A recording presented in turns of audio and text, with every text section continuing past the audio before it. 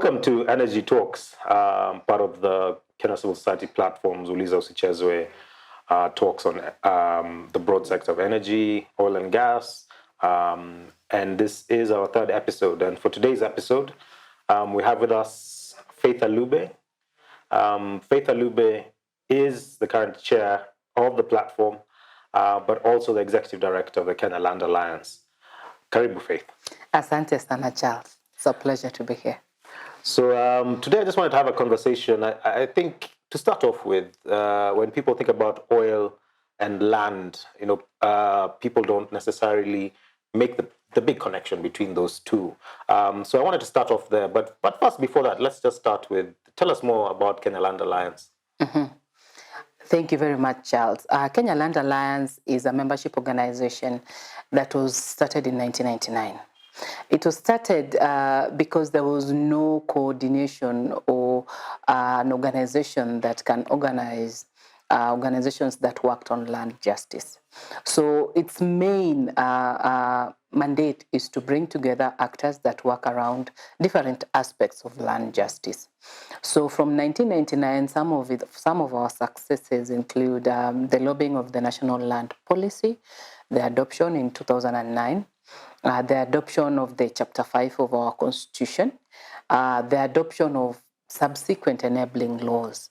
So we are very good in policy, and we are very good in ensuring that actors that work around land justice actually come together and synergize so that we stop working in silos.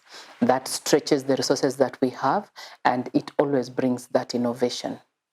Okay. Tell us more about yourself as well. We know that even before Kenya Land Alliance, you've worked on land for a long, long period of time. Yes. In that learning, what do you see as the key challenges that have been existing in the land sector that have been troubling the country at large? Yes, I've been working on land and different aspects of human rights for the last 15 years.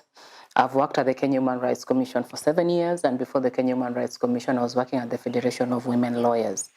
And now I'm at the Kenya Land Alliance. And I'd say that as a human rights lawyer, some of the existing challenges include unresolved historical land injustices. As we speak right now, so many communities in Kenya are still affected by colonial legacies.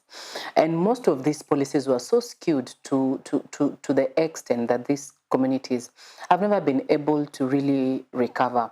And I'll give an example, like communities that live forest dwellers, pastoralists. These are communities that were just made or were forced or compelled to live within policies that were not favoring them. There are communities in the coastal region, which up to date, some of them cannot even own land, and they are always called squatters. I normally wonder, how can you be a squatter and you are an indigene in your ancestral land? It's an inherent right. So there is unresolved land injustices.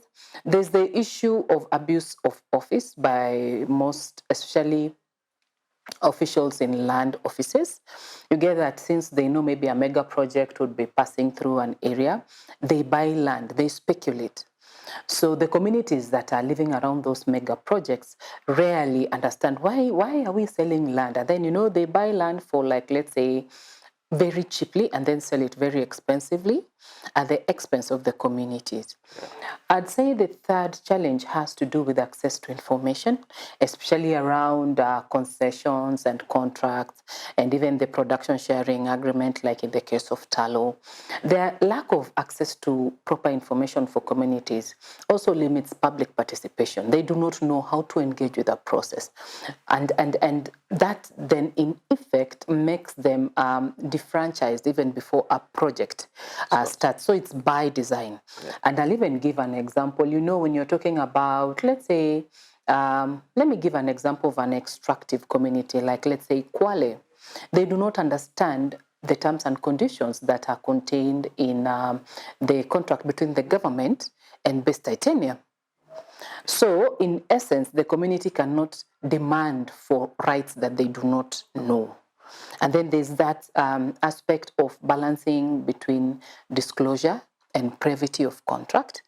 They're always told, we cannot disclose this because it's a private issue, because it's a private contract. But at the same time, it should be public information.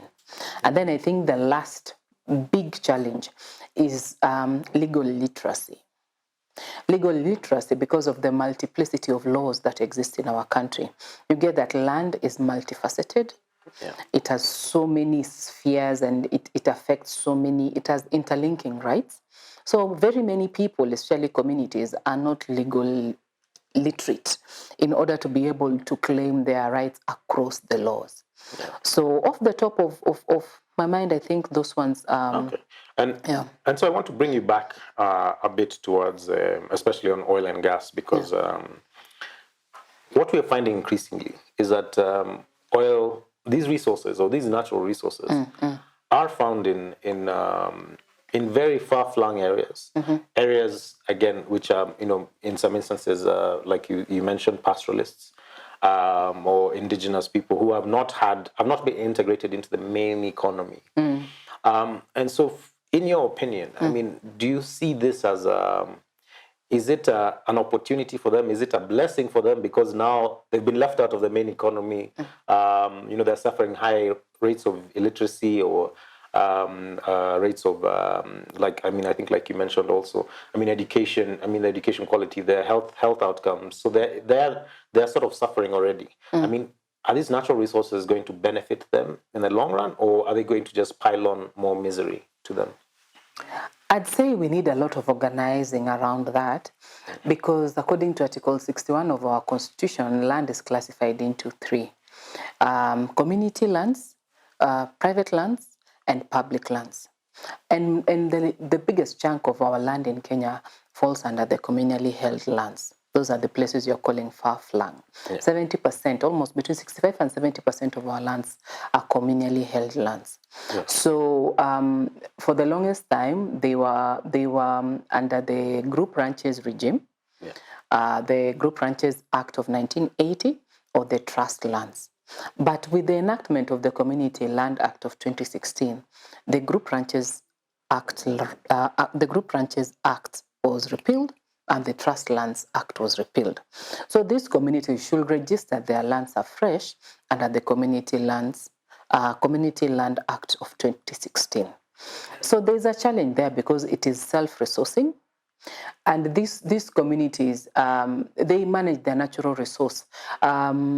It's communally held. They have this traditional way of life. The pastoralists have their own pastoralist economy. So it becomes a challenge to manage the natural resources in a formalized way, the way the law wants them to. Yeah. Because they have their own grazing fields, they have their own forests that they manage, their own rivers, because according to Article 260 of our Constitution, land is the surface, what is beneath, and what is above the land, like wind, like sun, that forms land. Yeah. And natural resources includes what we are working on, what the natural that occurs naturally. Yeah. You see, that supplements itself. So when you're talking about it being a blessing for them, they have to organize better so that they understand how to engage with the formal systems in order to claim their rights. Unfortunately, with the fluid land tenure that they have, land grabbing is going on, a lot of misinformation, a lot of, I can say, the politically correct or the elite, there's elite capture. And I don't know, it's unfortunate as well because most of the natural resources like extractives, like wind power, sun, solar, they're usually easily harvested in such areas that there's no formal way of documenting land. So I'd say it is a blessing, but they need to be really educated to understand how do they engage with the formal systems so that they are communally held lands, even as much as it's an informal way of managing it, does not inconvenience or disadvantage them in the long run. They have to engage with the formal systems, register their lands, and be able to claim their rights within the statutory space. And I think that brings it to a good point. Your organization has been at the forefront of trying to support communities working on this issue. Do you see registration as a key milestone towards that in terms of protecting the rights of communities? Registration is a milestone, a big one, because now there's protection and recognition of communally held lands. But one of the things that I normally tell the communities to appreciate is that their right to their land is inherent. The registration just endorses an existing right. So they should be alive to that so that they can be able to negotiate amongst themselves from a point of strength. It's not from, we do not have this, we do not have this. No, they have an existing right already. The existing right should be able to make them to assert their property rights as they draft their bylaws, because they need to draft their bylaws, as they decide that they are going to register their lands, maybe within a clan, a family, a ward. They should know that registration endorses an existing right already. Okay. And so we're in the middle of a pandemic, and there's a huge challenge, obviously. How has that impacted your work and your ability to actually protect communities or the communities that you work with? Do you see it as a huge challenge? And are you also worried, for example, about the things that are happening now that you're unable to sort of mobilize and get people organized to protect their rights? Yeah, mobilizing has been quite a challenge. When we started out, like when COVID hit last year, a lot of registries and some courts, the courts went virtual, and registries just closed down because of the crowding and because of the pandemic. So most of the processes that communities were engaging in, like succession, like registering of their lands, was sort of, I'm guessing also public interest litigation that was going on. Yeah. So such processes stalled. So you see, it interfered with access to justice. And then there are ongoing land justice processes that the ministry is undertaking, like the digitization process, which by now Nairobi is fully digitized. There's the ongoing community registration process, the review of the national land policy, the community benefit sharing mechanisms. All these processes, they affect the communities, but they could not engage. Because of limited mobilization and there's limited dissemination of government policy. I'd also say for the community land rights defenders that we work with, it became very risky because now they had to do like a door-to-door sort of advocacy. Yeah. That really exposes them, and then we could not really support them because it's just technical from a distance. So there was that danger of them being exposed and not having a good support system as they are used to. Yeah. And we work through our members. Another challenge that we've noticed is that the members have a hard time. Most of these communities prefer face-to-face. The virtual way of working limits their way of engaging, because even if it's not technology, they are still not used to it. Yeah. So our members have been complaining that we cannot try and disseminate, like, let's say, a community benefit sharing mechanism without a face-to-face meeting. Yeah. So I'd say the pandemic has come with its own way of working, the virtual way, and we are capacity building our constituency, yes. The communities that we work with across 25 counties, because that's where our membership is, to try and engage virtually, but there's always room to get it right. I want to take you back a bit to something you mentioned earlier as well. One of the challenges of the oil and gas and even broader natural resource sector is, and I think you mentioned it correctly, transparency and accountability. And there's existing challenge already that majority of the contracts, for example, are signed at the national level. How do you see, how have you seen the transition in the transparency and accountability phase from the passing of the Constitution in 2010, which speaks to access to information, for example, that gives community, more say? How do you gauge that transition? Has there been have you seen a switch, especially in government, holding information and being more open? Yeah, I'd say there's a big transformation. Like, our constitution gives us a framework to claim so many rights that before then the authoritarian constitution before then could not allow us to claim some of these rights. if you look even at the fact that Article 10 introduces very progressive principles that we can actually go to court and claim and say, this is our constitutional right according to Article 10. The issue of non-discrimination also eliminates the generational exclusion of women from governance processes. That is not something we could claim before. And then, there's the issue of principles that are laid out in Article 60. And of course, we're talking about access to information. Those are rights that were not entrenched in any law before. But right now, they are constitutional rights, rights of association. Before then, you could not even share information. There are some information that used to be termed as seditious. Yeah. So I'd say that the Constitution has opened spaces that we can use. And if you look at the two-tier government, two-tier governance system, it even helps the communities to be able to engage at county level through the CIDPs, through the ADPs that they should participate in. Before then, the circulars that the government used to use to develop budgets were not something that the communities could influence because of elite capture and because of bureaucracy. So I'd say our new constitution, and then I can't forget chapter 6, because with the integrity chapter, then we are able even to, demand that there are some of these concessions that Parliament should go through. That is Article 71. Yeah. And they should consider the integrity chapter 6. So I'd say our constitution has really opened a space that before 2010, some of us could not claim some of those interlinking rights that were obvious and inherent. But we used to be made to feel like it's a favor. We are being, philanthropic and allowing you to talk the way you want to talk. But with the current constitution, it's a right that we can assert at any time. And I want to bring you to a topic, I'm sure, that in the current era of a lady CJ. That's a milestone. It's a huge milestone. Now we have Chief Justice Martha Koome.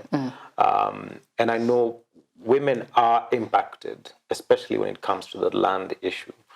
Do you see currently that would be an era now of transition where there'll be more inclusion of women, for example, in decision-making around land use or land access?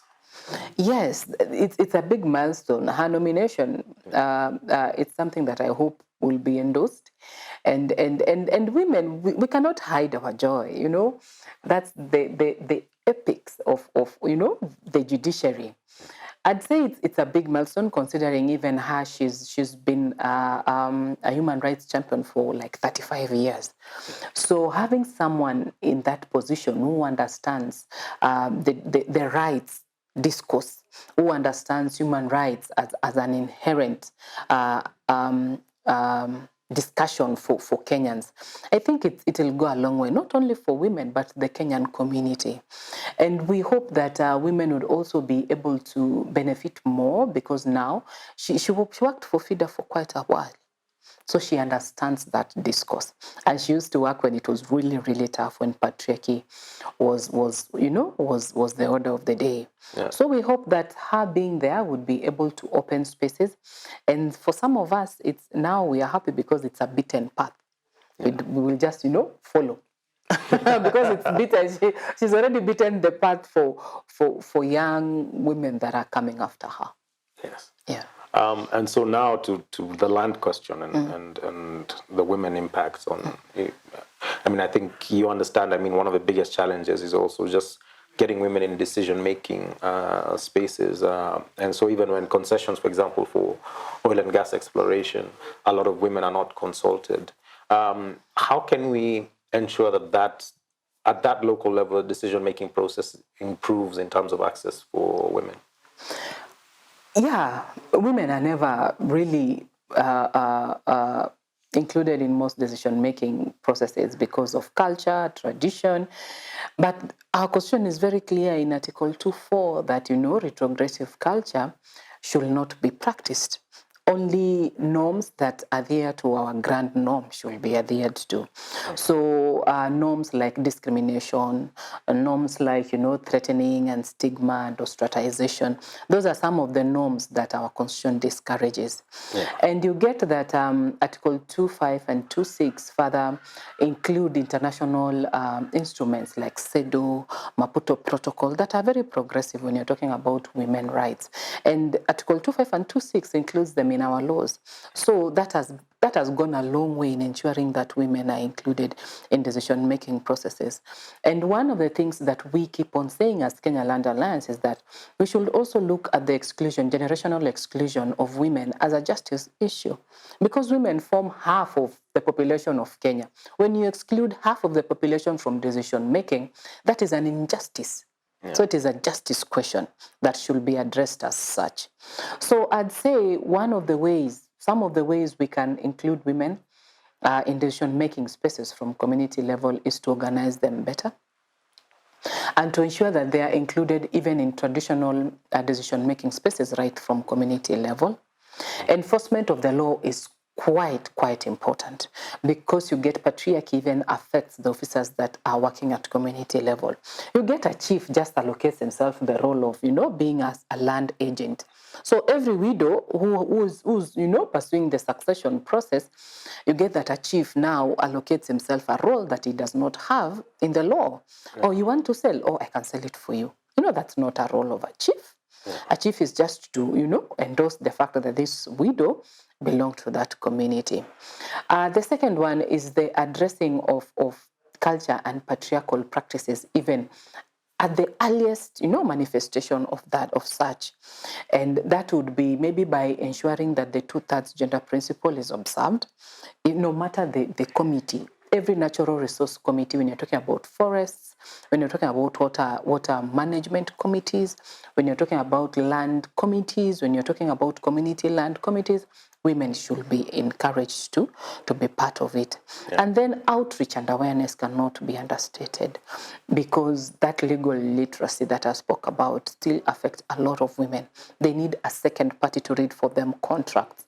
When you're talking about concessions, women are rarely involved, because you get that maybe a man would even hire a woman by the street to go and act, as his wife. And the wife at home wonders, how come they never consulted me?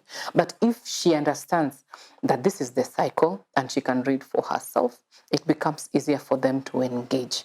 And then, of course, there are some dynamics, like you get some of these meetings, consultative meetings, scheduled like in the morning, when the woman when women slot to go to the river, get firewood, take children to go to school. So also certain and dynamics like those ones, they should be considered. Maybe a meeting can be scheduled like at 11 once they're done with their house chores, so that they can also come to the venue and engage. And the vernacular radio stations have also played a very huge role, because we get to talk to the women in their own spaces and in a language that they understand at their own level. Okay. So, public participation at that level obviously is important. And, yes. And I think you mentioned, I think a lot of times people forget about the role of vernacular radio, for example. And yes. Like you said, I like that the point you made, that you're speaking to them, but also addressing the time factor. Mm-hmm. So they would be, undertaking what they'd normally undertake. Mm-hmm. But I want to bring up an issue that you've raised there around sort of fetching firewood, because one of the things that we're also trying is to look at energy access as a justice issue, because you're seeing that energy, and especially what type of energy you use. So if you're using charcoal and firewood, there's also implications for health, for example, on the health outcomes. If you're the people who are stuck in the kitchen, doing that, but also for young women, if that is their role, then they're also having a negative impact on their education outcome, for example. So they're out fetching firewood instead of being in school. So I don't know how you see that, how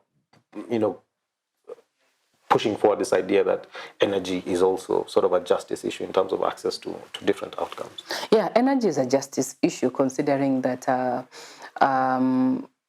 majority of Kenyans still use the basic. They use firewood, they use charcoal, they use paraffin. And when you look at, when you bring it down and try and just understand the economy around usage of such sources, then some questions arise, like what is the long-term health implications of some of these communities, and how can it be made better? I remember there's a time Kenya Land Alliance, we were working with a group of women in Narok to plant seedlings, and then we used to sell the seedlings to the government so that we can like replenish our forest reserves. And at the end of it all, one of the trends that we managed to observe was that as much as they are planting seedlings, they're also using the same firewood as their main source of energy. So you start asking yourself, isn't it cyclic? On one hand, you should replenish, but on the other hand, you have no other option, or you're sort of compelled to use that as your main source of fuel. No. So I'd say we need to question, or we need to come up with better ways of engaging communities to understand how then can we make it better for them? How then can we ensure that as a means of livelihood, they are not inconvenienced, but at the same time we don't disadvantage them, even in the long term, when you're talking about the environment in a whole, when you're talking about their own sustenance as communities, and replenishing of even just management of the resources around them as natural resources.